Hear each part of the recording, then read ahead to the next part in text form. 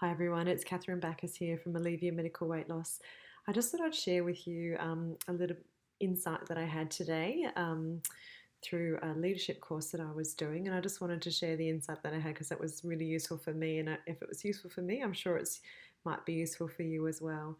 So um, I have to admit that after a pretty crazy 6 weeks or so, today I was feeling a bit flat. Had been all week actually, just not much wind in the sails, not much energy or mojo, feeling a bit meh, struggling to kind of give the energy to my practice that I normally do.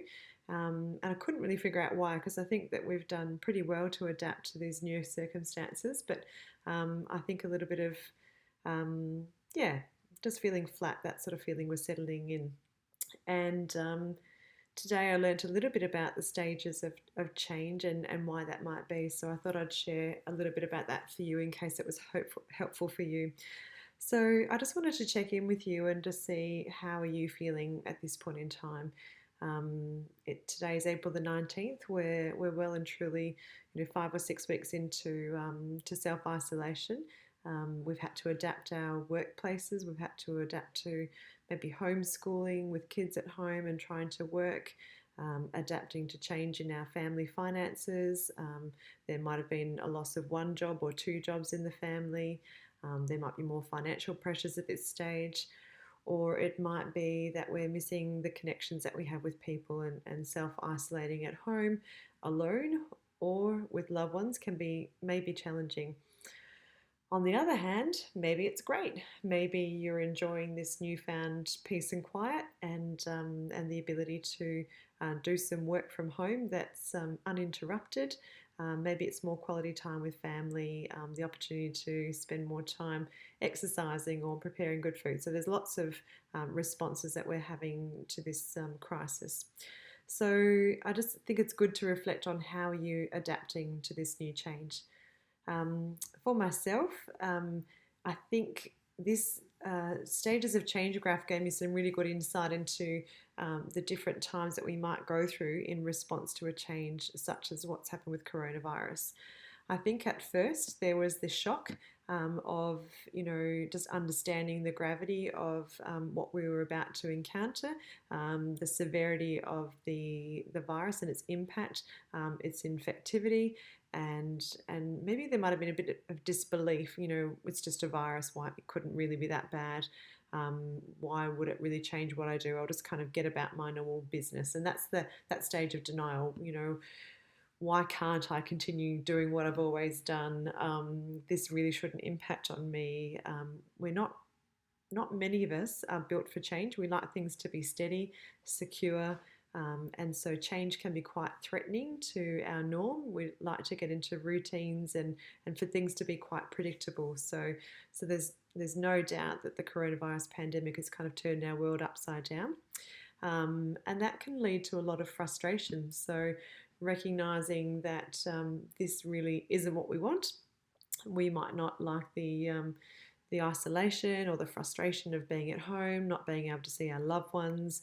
Maybe it's concern and worry about elderly parents, or maybe it's concern about going to work and what that might have meant for those who are on the front line and the threat of infection or the worry about getting sick. And then that can lead to this feeling of depression, and that's probably where I was, I think, today. No energy, flat, meh. And on a personal note, I think that we actually did quite well at the start, and there was lots of energy and lots of adaptation and change. But I think for me, that sort of flat feeling came in when I realised that, you know what, this is for the long haul. This is tough. We're sort of really strong as a team, but at the same time, it's tough in business at the moment, and remaining afloat and supporting all of our staff and our patients can be overwhelming at times. And for others, this might be the flatness of not being able to be connected to people that we love. But I think on the other side of that, if we can get through that period of feeling a bit meh, then there is the opportunity, if we do the right things, to start looking at the world in a new way and saying, well, if we can have acceptance here that this is the change that we have to face and that we have to, adapt, sink or swim, how can I start doing things differently that support me and my family and my workplace? So it might be that we, getting on Zoom for those conference calls or for connecting with family. It might be that you have a dinner over Zoom. Maybe it's setting up your workplace at home and experimenting with how that might be for homeschooling and working full time, which have definitely been challenges in our family.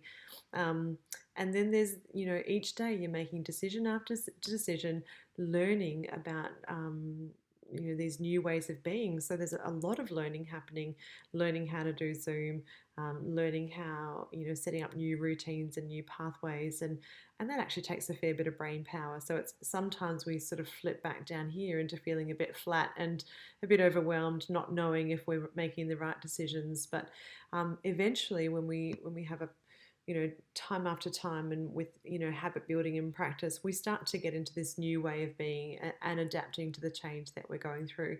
And that's when we start to come to a deeper understanding of ourselves and our needs. This might be a time that you're really getting in tune with what you do need. Many patients have told me that they're quite happy working at home, that they realise that their introverted nature leads them to be very productive at home. So there's lots of insights that we're having about ourselves through this time. So I'd really encourage you to think about, where am I on this curve? Am I still in the shock and really, can't believe that this is happening? Am I in denial and just kind of fighting this tooth and nail and refusing to let COVID rule my life? Have I been frustrated with the changes that are required of me and the difficulties of adapting to those changes? Or am I stuck down here in this sort of depressive little meh feeling at the moment? Or have you moved to the other side where we're, finding new ways of being and integrating new habits and routines into our life? I think it's important that if you are still over here in shock and denial, that it's important to conquer our fears and look at, well, what am I afraid of? What will it require of me if I'm to change? If we are feeling angry and frustrated, well, does that require us to accept the things that we can't change and to do something about the things that we can?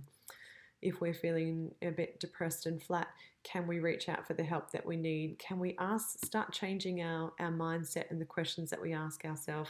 Well, this is what I have to deal with at the moment. What can I do to respond to this in a positive way? Maybe it's starting with being grateful for the things that are going well. Maybe it's, opening up some time and space in your brain to think about how you can do things differently and more creatively. And maybe it's exercising and just getting out there and moving your body and dancing or singing or walking outside or gardening, whatever it might be, to move you towards a more positive direction.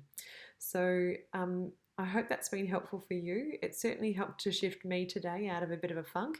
We're going to be going through these stages of change many, many times in many cycles over the coming months. If you're having particular trouble with your mental health, please reach out to your GP. And I hope that we can speak again soon. Thank you.